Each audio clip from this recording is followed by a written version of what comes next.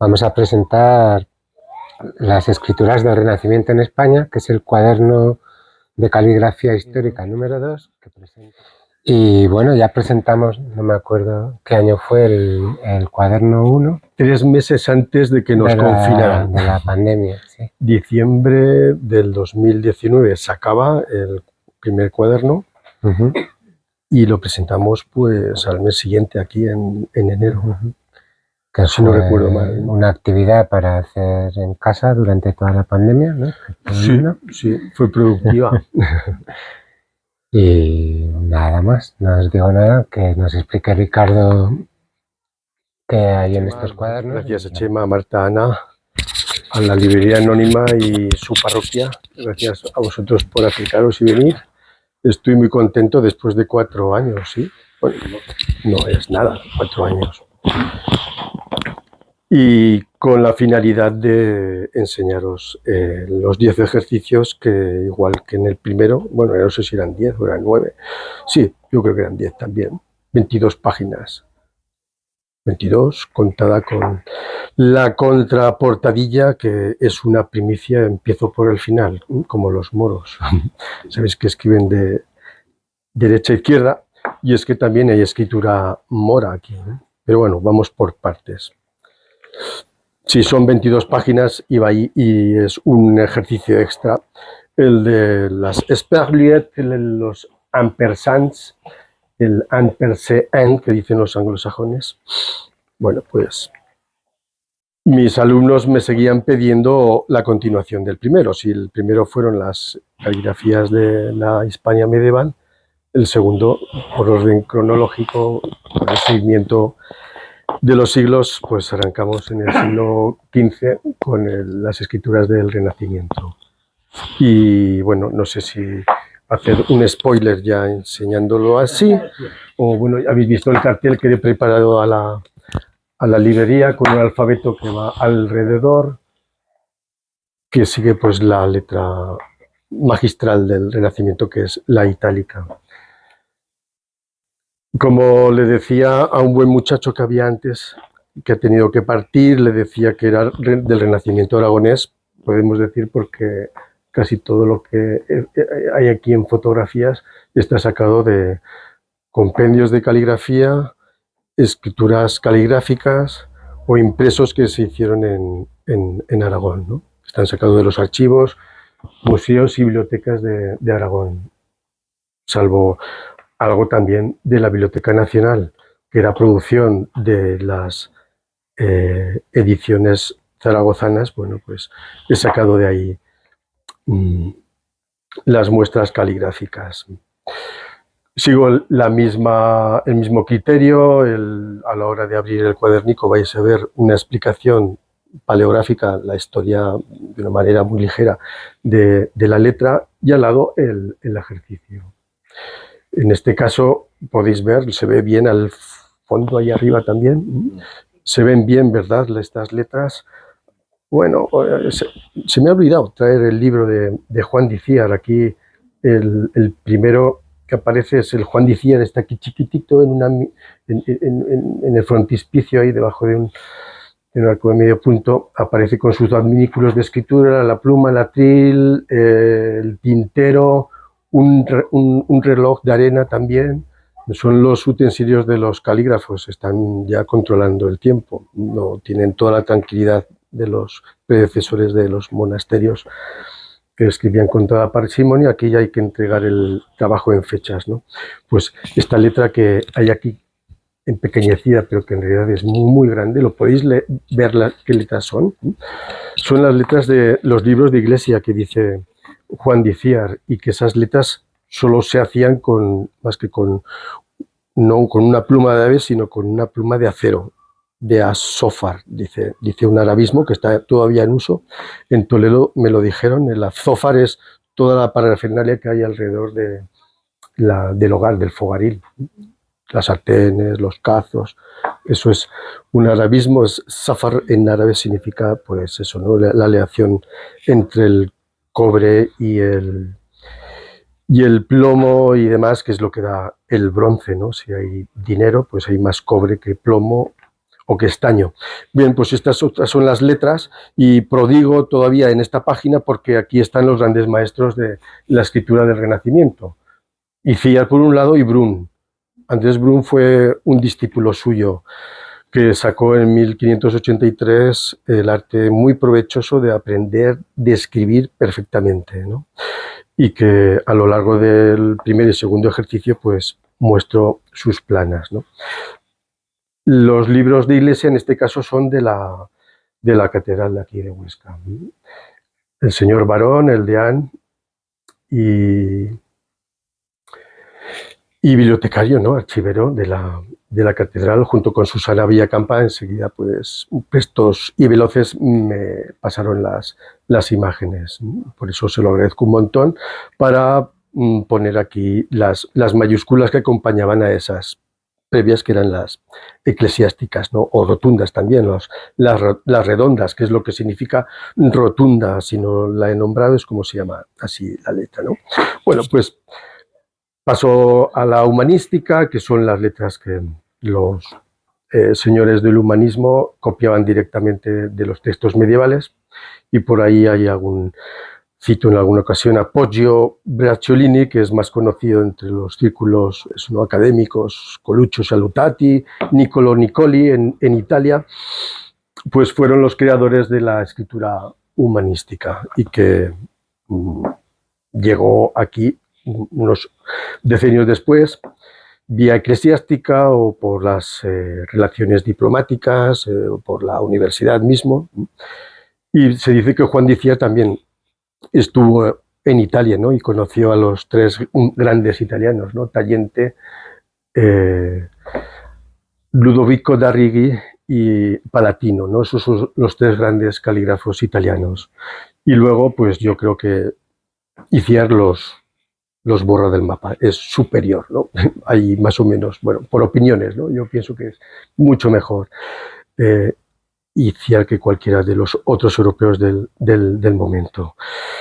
Aquí podéis ver las letras mayúsculas.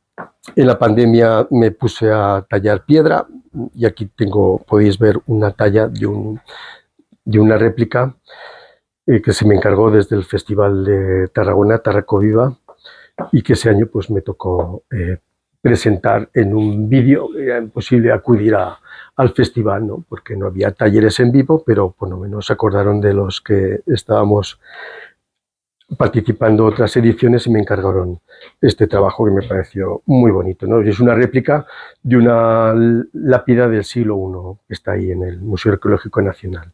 Y el año pasado hice una foto al pilón de Carlos V en la Alhambra, que también refleja la capital clásica, ¿no? Esta es la capital clásica que con la otra se combinaban en los escritos, ¿no? Aquí otra vez está Brun, con sus pinitos de escuadra, cartabón y compás, como se podía ver en otros autores, ¿no? Y que pues es un divertimento, ¿no? En realidad un buen calígrafo no necesita ni una escuadra, ni un cartabón, ni un compás para hacer una letra mayúscula. Es más fácil llegar y hacerla y dejarte de jaleos, ¿no? Y pues eso es, aún se sigue escribiendo cosas sin criterio, ¿no? Con que las letras se hacen con compás, y es un grave error. Y aquí está otra vez las mayúsculas de Juan de Icíar. No tenía espacio para poner más y bueno, pues puse por aquí mayúsculas a tutiplén. Y aquí está la itálica, ¿no? La itálica, y hecho mano también tendrías que utilizar alguna lupa porque está bastante empequeñecida, ¿no? La foto. Es de un calígrafo de Daroca que trabajó en Valencia, y estos son originales que están en la Biblioteca Nacional, y que en la Digital Hispánica en la Biblioteca Digital Hispánica la podéis ver, ¿no? Con más detenimiento, o sea, con más perfección, ¿no? Y aquí hay un pangrama de Madariaga, el nombre de pila, sí, Pedro de Madariaga, que utilizo en el cuaderno 1. Hago ahí una digresión en el tiempo, ¿no? El Gaza frequens libicum duxit Carthago triumphum, igual que este otro pangrama que no tiene mucho sentido, tiene un significado, pero sí sentido, y el sentido está en que los calígrafos nos gusta escribir estas cosas, porque estas frases, porque ponemos en práctica todo el alfabeto, sea en minúsculas o con mayúsculas, ¿no? Y bueno, pues aquel biógrafo se zampó un extraño sándwich de voz callajo. ¿Conocíais ese pangrama? Pangrama significa todas las letras del alfabeto, igual que el latinajo, que eran los tesoros de los libios, fueron exhibidos en un paseo triunfal en Cartago, ¿no? Sería la traducción libre del latinajo, ¿no? Que luego se prodigó, ¿no? Ese pangrama en otros tratados de caligrafía del 17, del 18, Palomares lo utiliza, Morante también, los otros grandes calígrafos que son herederos del Renacimiento, ¿no? Florituras, a lo mejor tengo alumnos que se han enfrentado a las florituras que acompañan a las minúsculas. Otra vez Juan Diciar. Es una maravilla el libro de Juan Diciar, tiene muchas ediciones, más de 5, ahora no recuerdo si son 5 o son 6, todas publicadas al principio en Zaragoza, bueno, todas las primeras del 48, 50, 52, luego se llevan fuera. Y aquí cito, a la bastarda me voy a... Hay muchas cosas que podría contaros de cada página. Mis alumnos ya saben que con la familia de la I que tenéis aquí en MRU, pues podríamos estar hablando toda la tarde, ¿no? Después de comer hasta la hora del cierre de la librería de la Anónima, podríamos estar hablando de esas 5 letras. Y que acompaña aquí, he puesto las mayúsculas. En este caso, de José de Casanova. José de Casanova, a principios del siglo XVII, ya me voy, es difícil establecer una frontera, ¿no? Del siglo XVI, XVII, bueno, es un preámbulo a lo que tal vez sea el tercer número, y sean esas letras, ¿no? Del XVIII, XIX, llegando a nuestro siglo XX, XXI. Pues cito aquí tanto a Brun otra vez, ¿veis? Que está en rojo. Una de las características de este libro es que es de los pocos que editan en el siglo XVI con tinta colorada, como llamáis, en colorado, ¿no? El color este rojo ladrillo. Aquí podéis ver la plana. La falsa regla va en negro, pero también va en rojo. Y luego os hablaré de la plana si llego a tiempo, o me podéis preguntar en cualquier momento si tenéis dudas los que os dediquéis a la caligrafía, o si no, o algo que no se entienda. Yo doy por sabido y no es el caso. Mirad, la posición de la mano es muy importante, me parecía importante, igual que hay otros en Mercator y otros calígrafos del momento, ¿no? En los Países Bajos, o en este caso es de Juan de la Cuesta. Pone la mano y que me parece muy útil.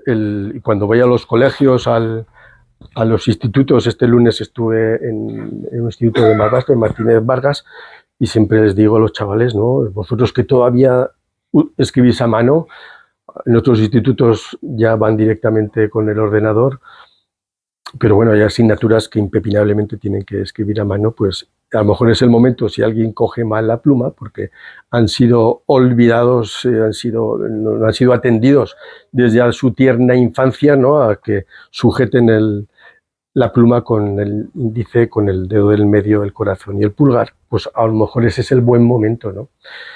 De sujetarlo, igual que sentarse bien en la silla, pues todo esto se habla en los cuadernos y tratados de caligrafía, algo tan obvio como eso, ¿no? Y luego Morante, también Morante es otro gran calígrafo de Alcázar de San Juan, que triunfa en Toledo y luego en la Villa de Madrid. Y veis, y hay 3 alfabetos exóticos que nos pueden resultar ahora, pero que no eran entonces. Era el árabe, que servía para transcribir el árabe en los textos aljamiados que se dedicaban a transmitir, pues, la doctrina islámica, y que iban perdiendo, y que aquí pues también amablemente el Fondo Documental de las Cortes de Aragón pues me cedió para difundir, o sea, para los derechos de reproducción de un compendio islámico que es el de Al-Tulaituli, que era pues un señor de Toledo. Al-Tulaitula, Tulaitula es en árabe Toledo, era el toledano, y que escribe en caracteres árabes el castellano, es decir, la traducción de ese compendio islámico, ¿no? Pues que habla de cómo han de ser las abluciones, cómo se ha de entrar en la mezquita, cómo se ha de regir un buen musulmán, ¿no? Y luego, digno de mención en esta página es que sacó de la imprenta de Pablo Urus, de este incunable de finales del 16, del 1498, es la primera vez que se utilizan, bueno, es una plancha, no son tipos móviles, es la primera vez que se imprime caracteres árabes en una imprenta en España, y es en Zaragoza, como os digo, a finales del siglo XV, en las prensas de Pablo Urus. Y luego no podía dejar pasar por alto las coplas del Al-Hichante o Al-Hichante Puey Monzón. Este señor fue un peregrino que vivió ahí a unos pocos kilómetros al lado de Monzón. Tal vez conozcáis el pueblo de Pueyo de Santa Cruz. Pues antes de convertirse toda la población al cristianismo, era Puey, el Pueyo de Monzón, Puey Monzón. Y este señor viajó a la Meca y escribió unas coplas en rima, además.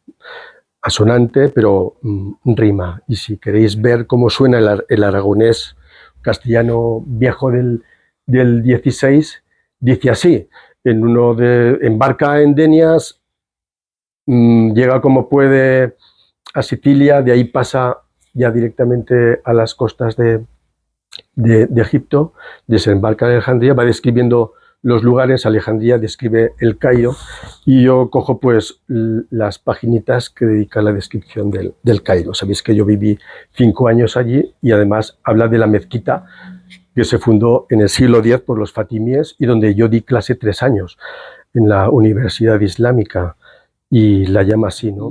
La llama Al-Aswar, no veía el renglón, no me lo traigo aprendido de memoria, tengo que releerlo, y dice que baixan da 36.000 las casas de la oración. No se puedan nombrar, ¿se me entiende? Pasan más de 30.000 las casas de oración que no se pueden nombrar, ¿no? No se pueden nombrar. Can cantidad muchas son. ¿Veis cómo va rimando? Que la cantidad que hay, que muchas son, ¿no? Y bueno, pues dice que patatín patatán va describiendo, bueno, llega hasta mi universidad, ¿no? Muchas son. A la una llaman al-Aswar, al-Azhar, la esplendorosa, la resplandeciente, ¿no? Y bueno, y va contando. Esto se hizo un estudio cuando a poco de descubrirse el tesoro. Es que es una historia apasionante, por lo menos a mí me lo resulta. A finales del siglo XIX se descubre unos albañiles, como los que tengo yo al lado de mi casa, que me está haciendo agujeros por todos los lados. Pues esto se está grabando, ¿verdad?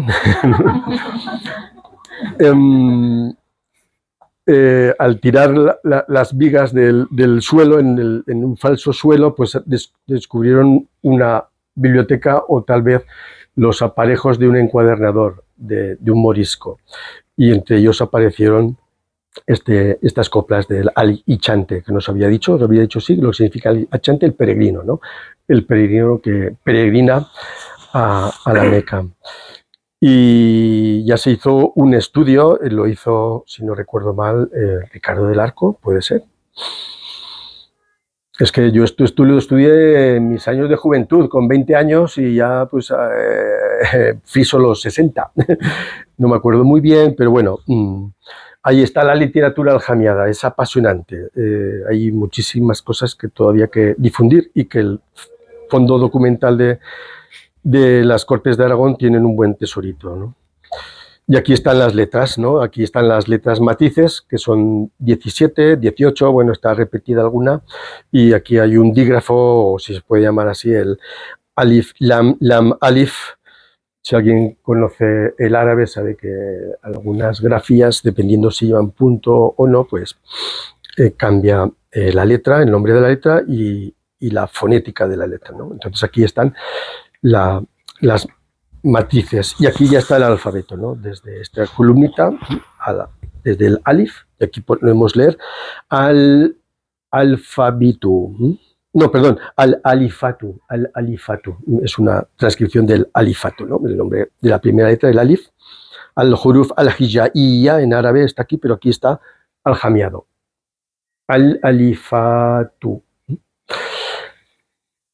Lo escribió el pobre Ricardo, pone aquí abajo. Katabahu al-faqir Ricardo. Y la letra hebrea.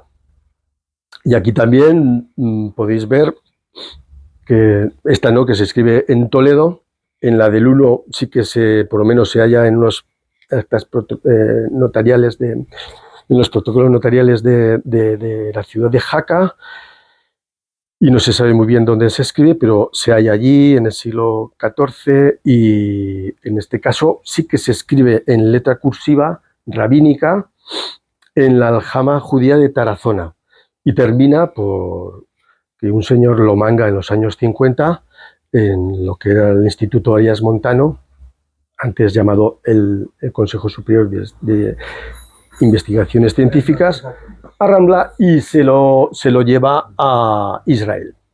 Y ahí está, en la biblioteca de Jerusalén. Y es una letra cursiva que está enfrentada a la letra cuadrática, cuadrada, bonita, que tenían los sefardíes. Y aquí hay una impresión, ves que combinó ya aquí también la imprenta junto con Urus, antes y después, ¿no? Está sacado de la peregrinación a Tierra Santa, de ese autor centroeuropeo. Bueno, pues aquí hago mención a un oscense, que era Salomón, Eliezer ibn Ben Salomón al-Antansí, que es una familia que viene de siglos atrás, de rancio abolengo, del siglo XIV, XIII, ya se sabe que está esta familia, y bueno, también tiene una vida muy azarosa y termina escapándose de Huesca, so pena si no capital, ya había padecido alguno en la hoguera de sus familiares, tuvo que buscarse la vida en Híjar, donde había una comunidad más tranquila, 130 y pico correligionarios de fe judíos, y allí aprende, jovenzuelo, porque era un buen orfebre, aprende a tallar los tipos móviles hebreos. Y en Híjar, junto con la de Zamora y antes la de Guadalajara, son las primeras imprentas que hay en España que imprimen en caracteres hebraicos. Y aquí pues hay una paginita donde yo resalto la primera letra, el Aleph, que obedece viene a ser el comienzo del capítulo 20 del Éxodo, donde viene pues el pacto de la alianza con los 10 mandamientos. Aquí podéis ver una retahíla de la negación negativa en hebreo, pues no matarás, no fornicarás, no robarás, patatín patatán. Y aquí otra vez Urus imprimiendo en una plancha los caracteres hebraicos con los nombres. Os tenéis que dejar aquí un poco los ojos a la hora de ver los nombres de las letras, pero os digo que si os compráis el 1 también tenéis los nombres de las letras allí, que se ven mejor, y las letras del ejercicio caligráfico con el principio del Bereshit, del Génesis. Ya voy terminando, pero podía estar en esta página que me encanta, la escritura griega, pues de aquí a la hora del café. La trilingüe políglota, otra vez impresa, pero también hay letras y ejercicios de caligrafía griega. Soy breve. Poggio Bracciolini está por ahí al principio. Si habéis leído el libro de Stephen Greenblatt, El Giro, ¿lo conocéis?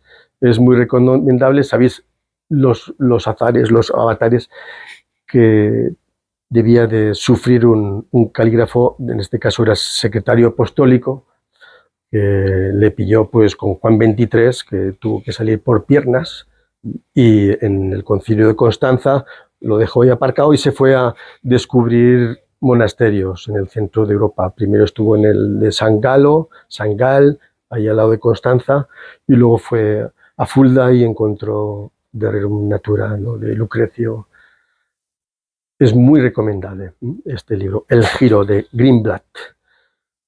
Y terminó con un ejercicio de Sperliat, dicen los franceses, ¿no?, de espirales, es decir, de enlazar una E con una T, que es la conjunción copulativa latina et, la que tenemos en el teclado encima del 6, ese chirimbolo, pues llamamos et, o la I comercial también se conoce con ese nombre, y podéis destacar por aquí, veis en negativo, en negro, Brun, el ejemplo de Brun, o al final pequeñito el de Itziar, y ahí pues 20 calígrafos más, ¿no?, de los renombrados en Europa, ¿no?, y los podéis ver aquí.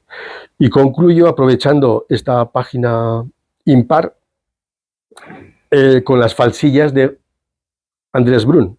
¿Veis? Andrés Brun es el primero que se le ocurre en Europa incluir en un tratado, aunque en este caso era un opúsculo, no llega a 50 páginas, una falsilla. ¿Qué es eso? Pues una falsa regla. Invitaba a sus alumnos por correspondencia online, porque está dedicado seguramente a los, no, así lo dice, ¿no?, en la introducción, aquellos que todavía no habían podido ir de jovencitos a la escuela y tenían vergüenza, ¿no?, de sentarse con los pupilos jóvenes, pues les invitaba a que adquirieran en su casa el cuaderno y que colocaran una hoja encima, se transparentaría y escribirían entre las líneas más próximas entre sí. Pero también invitaba a que allí donde veían las letras en blanco, decía, había que hinchirlas, es decir, había que rellenarlas. Y así no se ha conservado ni un solo cuaderno entero, salvo uno, que está en una biblioteca de Berlín, en un museo, y algunas pocas hojas en la biblioteca británica. Y yo tengo pues el capricho de tener uno en mi estante, no original, sino uno facsimilar. Podéis ver aquí las cifras arábigas que hizo el señor Stanley Morrison en la edición de la que se encargó él de conseguir el ejemplar y sacar esa edición de 150 ejemplares, y yo tengo de ellos el número 92, pues a mano escribió con estas cifras no muy afortunadas todas las páginas del cuaderno, ¿no? Ese señor Stanley Morrison, es que si no suena, es el diseñador de la famosa Times New Roman. Y bueno, cuesta 12 euros.